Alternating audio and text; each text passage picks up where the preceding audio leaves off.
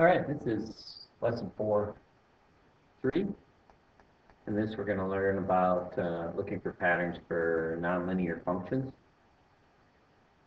As you look at these patterns here, you notice that this pattern is multiplying by 2. So the next one is 16. This one's multiplying by 3. This one is multiplying by negative 1/2. And this one is multiplying by 1/2. Whenever you have a pattern of multiplication like that, that's called a geometric series.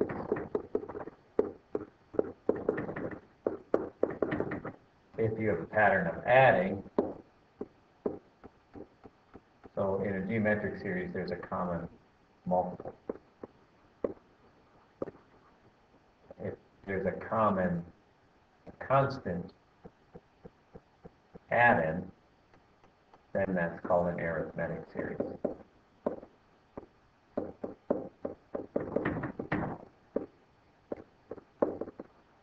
And an example of that would be like 5, 8, 11, 14, we're going to keep that in 3.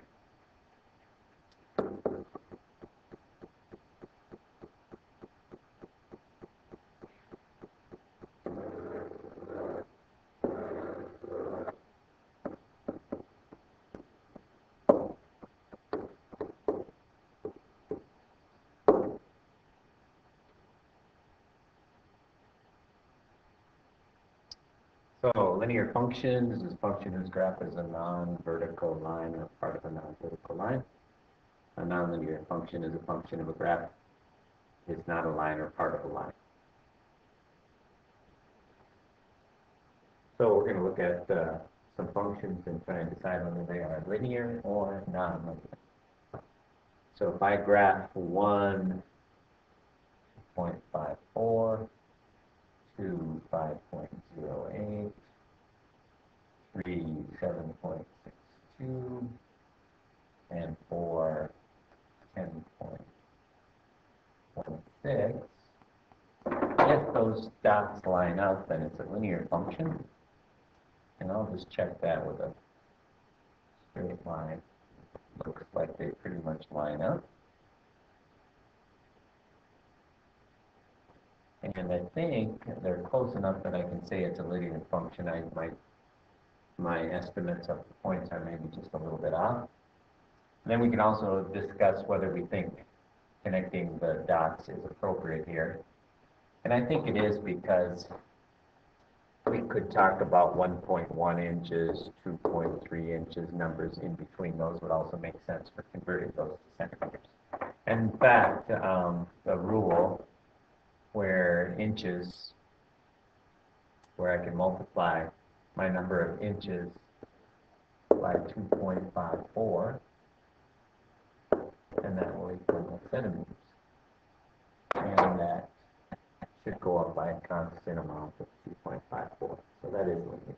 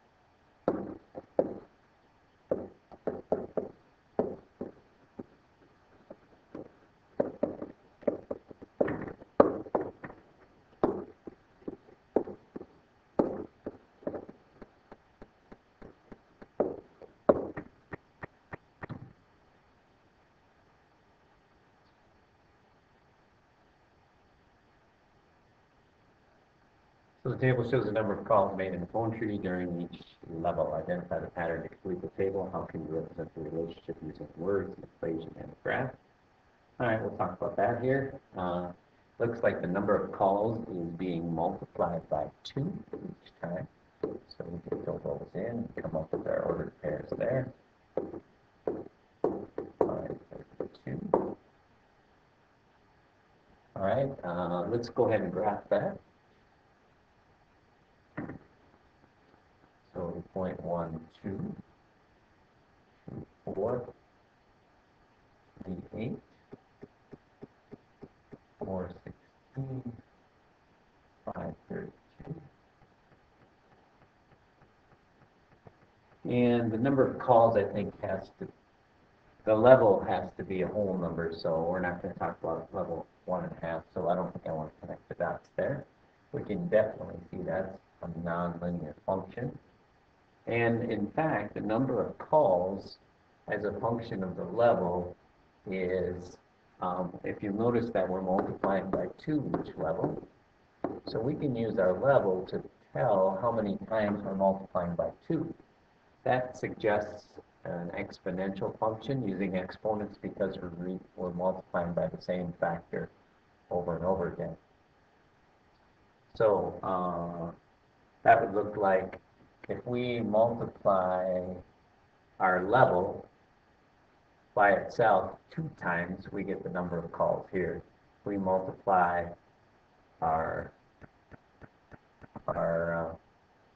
if we use the level as the exponent to tell us how many times we're multiplying by 2, we get those values. So we want to take 2 to the level power to describe this pattern. And our equation would be y is equal to 2 to the level power. So our level tells us how many times we need to multiply by 2 to get the number of calls.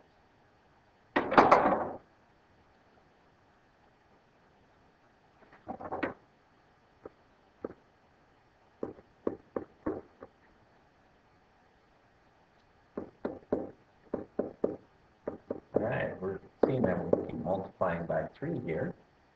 So our level, our figure number, tells us how many times we need to multiply by 3. So our number of branches is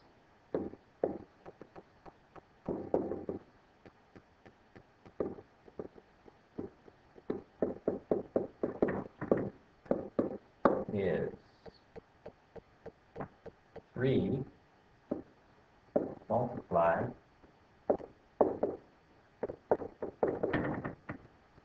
x times, or a figure, whatever figure number of times.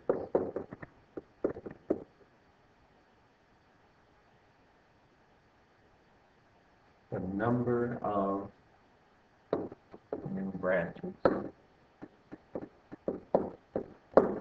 is equal to 3 to the number of the figure. So that would be that equation. So y equals 3 to the 4th power. When x is 5, y equals, and that's 81. When x is 5, y equals 3 to the 5th, which is 2.3. So our ordered pairs are 3 to the 1st, 3 to the 2nd, 3 to the 3rd, 3 to the 4th, 3 to the 5th. And we can graph those. 1, 3, that's pretty close to 0 down there. 2, 9, not much higher. 3, 27, more than halfway. 4, 81. 5, 40.